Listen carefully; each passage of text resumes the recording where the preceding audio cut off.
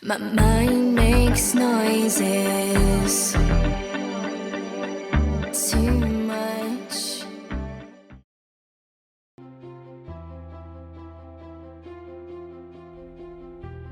Los procedimientos orientados a crear un compromiso adoptan distintas formas. Unos son absolutamente directos y otros se encuentran entre las tácticas de sumisión más sutiles que podemos encontrar.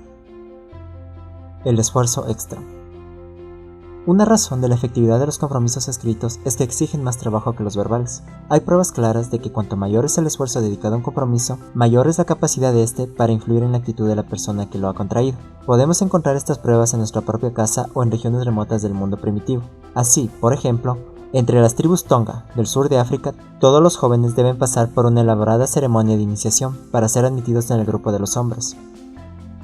Al igual que los de otras tribus primitivas, los muchachos Tonga deben soportar mucho antes de ser considerados miembros adultos del grupo. Los antropólogos Whiting, Klujon y Anthony han descrito, de forma sucinta pero muy gráfica, esta penosa experiencia de 3 meses de duración.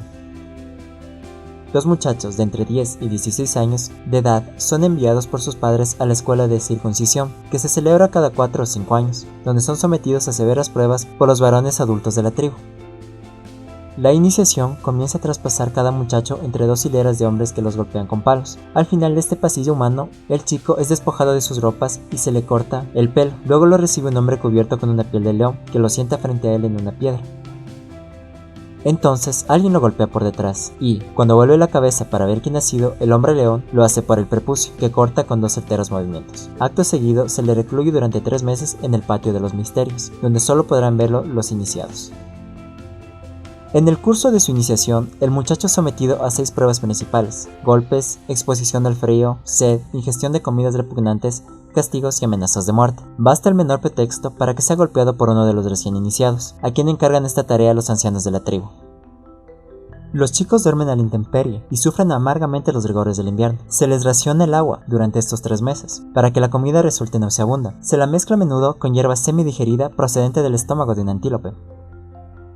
Si cualquiera de los chicos es sorprendido infringiendo alguna de las reglas principales de la ceremonia, se le castiga severamente. En uno de los castigos, por ejemplo, se le colocan palos entre los dedos del infractor y a continuación, un hombre fuerte cierra su mano en torno a las del novicio, aplastándole los dedos. Para atemorizar a los muchachos y conseguir que se sometan, se les dice que en otros tiempos, quienes intentaban escapar o revelaban los secretos a las mujeres eran colgados y reducidos a cenizas. A primera vista, estos ritos resultan extremadamente raros, pero, al mismo tiempo, presentan notables semejanzas de conjunto, e incluso de detalle, con las ceremonias de iniciación habituales en los clubes de estudiantes universitarios. Durante la tradicional Semana Infernal, que se celebra una vez al año en los recintos de las universidades estadounidenses, los aspirantes al ingreso a dichos clubs deben realizar una serie de actividades, pensadas por los miembros más antiguos, que ponen a prueba los límites del esfuerzo físico, la tensión psicológica y el sentido del ridículo. Al final de la semana, los chicos que han soportado la penosa experiencia son aceptados como miembros de pleno derecho del grupo. En la mayoría de los casos, las tribulaciones sufridas solo dejan como recuerdo un gran cansancio y cierta inestabilidad, pero a veces los efectos negativos son más graves. Es interesante observar la estrecha correspondencia que existe entre las peculiares características de las pruebas de la Semana Infernal y la de los ritos de iniciación tribal. Recordemos que los antropólogos identificaban 6 pruebas principales a las que eran sometidos los iniciados Tonga durante su estancia en el patio de los misterios. Un repaso de los informes aparecidos en la prensa sobre este tema muestran que todas estas pruebas forman parte de las novatadas de los clubes universitarios. Golpes. Un muchacho en sus 20, llamado Michael Calogris, estuvo 3 semanas internado en un hospital de Long Island, recuperándose de las lesiones internas sufridas durante una ceremonia de iniciación celebrada por el club de estudiantes de su universidad, el Omega Gamma Delta. Sus futuros hermanos le habían administrado la bomba atómica. Le habían pedido que se llevara las manos a la cabeza y las mantuviera allí mientras ellos, rodeándole, lo golpeaban con los puños en el estómago y la espalda, simultánea y repetidamente. Exposición al frío.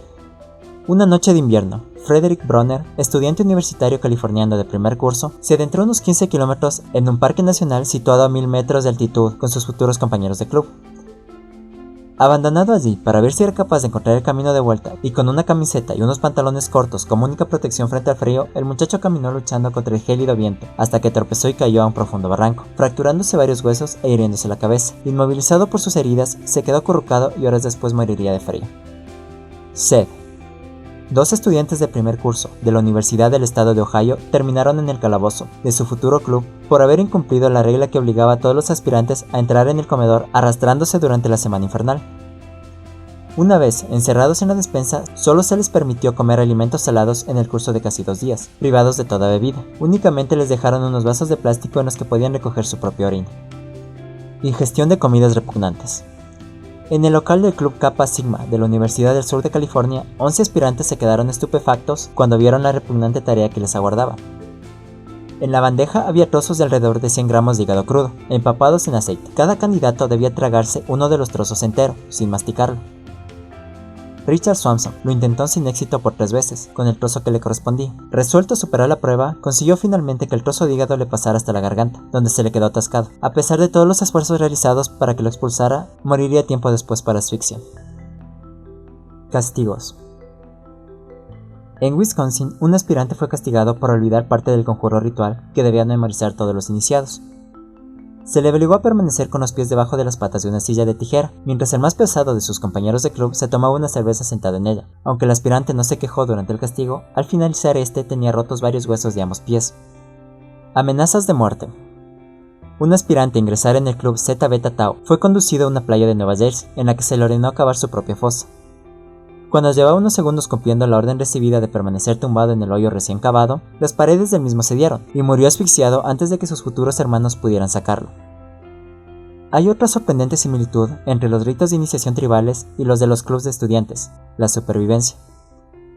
Estas actividades universitarias han desafiado todos los intentos de eliminación, mostrando una fenomenal resistencia. Las autoridades, mediante las presiones ejercidas por las administraciones coloniales o universitarias, han recurrido a las amenazas, la presión social, las acciones legales, los castigos, los sobornos y las prohibiciones para convencer a estos grupos de que supriman los peligros y humillaciones de sus ceremonias de iniciación. No han tenido éxito. Tal vez se produce algún cambio mientras dura la vigilancia de la autoridad, pero generalmente se trata de cambios más aparentes que reales. Las pruebas más duras siguen llevándose a cabo en el máximo secreto, para aflorar de nuevo a la superficie cuando la presión desaparece. Los administradores de algunas universidades han intentado eliminar estas prácticas peligrosas sustituyéndolas por una semana de ayuda, en la que se realiza algún servicio cívico, o asumiendo el control directo de los ritos de iniciación. Los clubes estudiantiles han reaccionado a tales intentos burlándolos, e incluso oponiendo una clara resistencia física. Así, por ejemplo, tras la muerte por asfixia de Richard Swanson, el rector promulgó unas nuevas normas que establecían que todas las actividades relacionadas con el ingreso en los clubes debían ser analizadas por las autoridades académicas antes de su realización, y que en las ceremonias de iniciación debían estar presentes asesores adultos. Según una revista de aquel país, el nuevo código desató una reacción tan violenta que la policía y los bomberos no se atrevían a entrar en la universidad. Resignándose ante lo inevitable, otros administradores universitarios han renunciado a intentar abolir las prácticas degradantes de la semana infernal. Si las novatadas constituyen una actividad humana universal y todo apunta hacia esa conclusión, lo más probable es que nadie pueda prohibirlas de un modo efectivo. Si se impide que se sigan practicando abiertamente, pervivirán en la clandestinidad. No se puede prohibir el sexo, no se puede prohibir el alcohol y probablemente tampoco se puede suprimir las novatadas. ¿Qué tienen las novatadas que les hacen tan valiosas para estas asociaciones? ¿Qué mueve a los grupos a eludir o desafiar abiertamente cualquier intento de prohibición de los aspectos degradantes o peligrosos de las pruebas de iniciación? Hay quien afirma que estos grupos están compuestos por desaprensivos, cuyas desviaciones psicológicas o sociales les llevan a herir y humillar a otras personas. Sin embargo, las pruebas que se disponen no apoyan este punto de vista.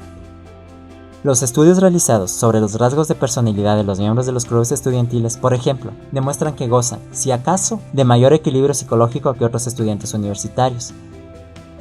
De la misma forma, los clubes de estudiantes son conocidos por su favorable disposición a participar en proyectos benéficos en bien de la comunidad. A lo que no están dispuestos es a sustituir sus ceremonias de iniciación por proyectos de este tipo. Una encuesta realizada en la Universidad de Washington puso de manifiesto que, entre los estatutos de clubes examinados, la mayor parte tenía cierta tradición de semana cívica, pero que este servicio comunitario era complementario de la semana infernal. Solo en un caso el servicio de la comunidad estaba directamente relacionado con los procedimientos de iniciación. La imagen que surge de los autores de las novatadas es la de unos individuos normales, con cierta estabilidad psicológica y cierta preocupación social, que manifiestan, en grupo, una crueldad aberrante en un momento dado, inmediatamente antes de la admisión de nuevos miembros en la asociación.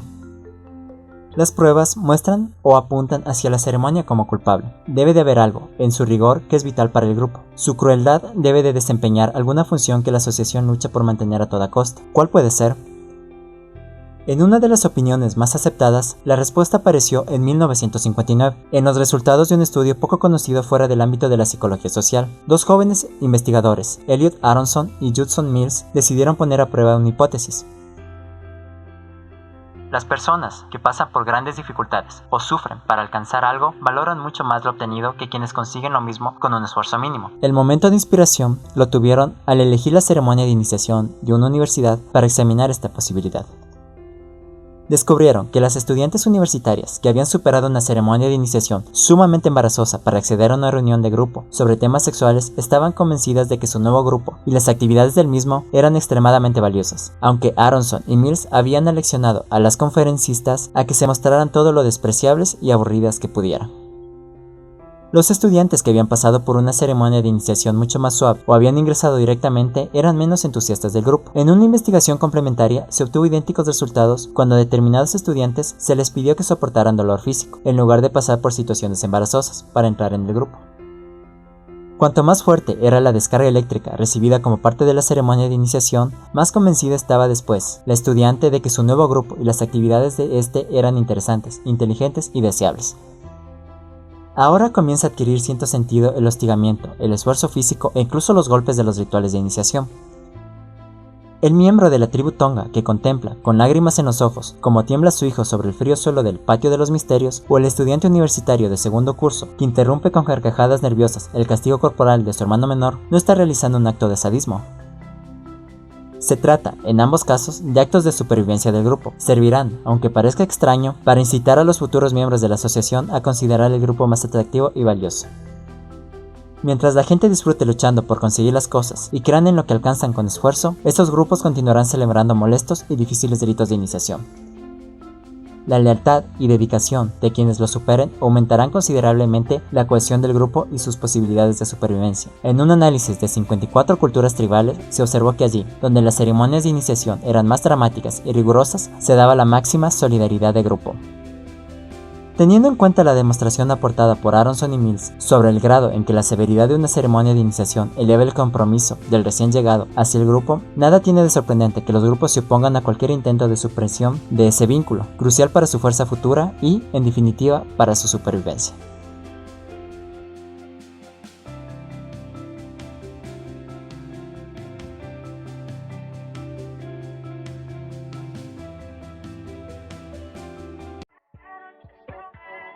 Te ha hablado Astra, agradeciéndote el tiempo que le diste a este canal y la atención al video. Eres libre de dejar un like, suscribirte o pasarte por mis redes, en las que hallarás publicaciones que te ayuden a disfrutar aún más del contenido.